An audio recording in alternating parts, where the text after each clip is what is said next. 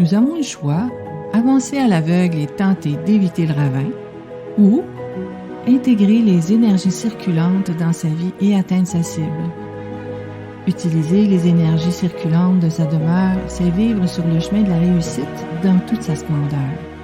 Ici Louise Maina-Paquette et bienvenue à l'épisode sur les énergies circulantes de votre demeure. Et bonjour tout le monde! Vous avez peut-être vu que l'image de ma pochette s'est transformée.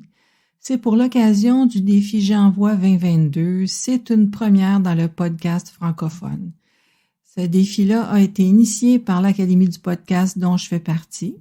Et au dernier décompte, on est 24 podcasteurs de la francophonie internationale qui vous offrent en ce mois de janvier 2022 un contenu suivant une certaine contrainte créative. Naturellement, ça nous permet de sortir de la boîte et de créer de façon différente le contenu régulier. Le terme d'aujourd'hui dans le défi, c'est créer le contenu à partir d'une parole d'enfant.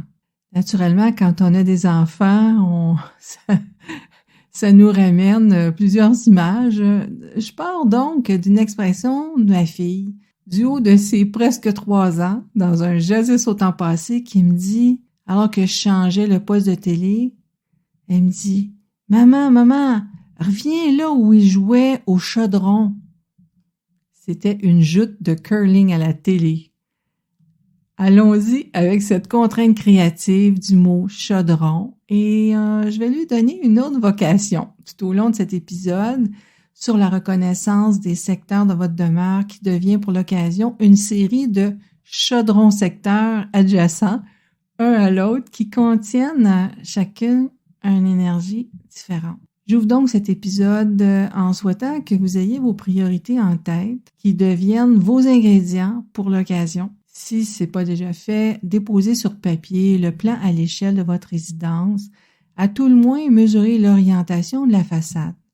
Pour ceux et celles qui ne savent pas comment faire, vous pourrez lire dans le texte du contenu de l'épisode tous les critères pour y arriver. J'y ai même mis des images pour faciliter cette tâche-là. Vous la faites une fois et puis ça va vous durer tout le temps que vous allez rester à cette demeure-là, que vous allez vivre dans cette demeure. À l'épisode 1, je vous ai parlé d'un cas vécu qui énonce la réalité de ce que l'observation de la circulation de l'énergie peut nous apporter. Aujourd'hui, on va voir comment utiliser les divers chaudrons secteurs de votre résidence pour favoriser la réussite de vos priorités. Chaque résidence porte son énergie de base. Par analogie, on dira que la demeure porte des ingrédients qui pourront supporter votre priorité ou qui resteront en réserve. Chaque année et chaque mois, des énergies viennent s'ajouter.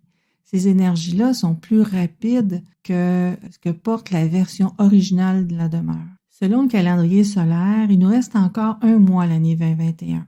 Je vous propose donc de faire le test chez vous avec l'usage des énergies mensuelles, puisqu'elles voyagent beaucoup plus rapidement que les énergies annuelles, qui, elles, sont en train d'épuiser le secteur qu'elles ont occupé pendant tout ce temps-là. Il suffit de passer à l'action dans un des secteurs proposés selon votre priorité, naturellement, pendant le mois de janvier 2022.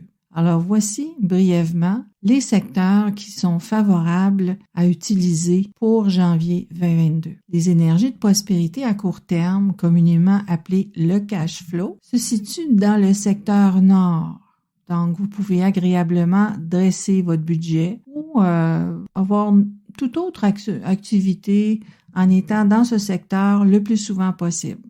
Pour trouver un mentor, le nord-est est le bon endroit pour activer et stimuler cette énergie-là. Si vous avez besoin de mousser votre connaissance pour atteindre un succès, le secteur Est conviendra. Toute activité à faire en utilisant ce secteur va stimuler l'énergie pour engendrer justement cette reconnaissance dont vous avez besoin pour atteindre le succès que vous souhaitez. Évitez les autres secteurs puisqu'ils risquent de vous apporter des inquiétudes ou des pertes en ce mois de janvier. Vendredi, on parlera stratégie sous le thème des 5 sens du défi J'envoie 2022. Vous avez des questions? écrivez-moi via le formulaire que vous trouverez dessous la description du présent épisode et je vous répondrai avec plaisir dans les podcasts de la semaine. Vous voulez appuyer vos projets par les meilleures énergies du jour? Suivez-moi sur Telegram à Phénix et Dragon au quotidien. À très vite!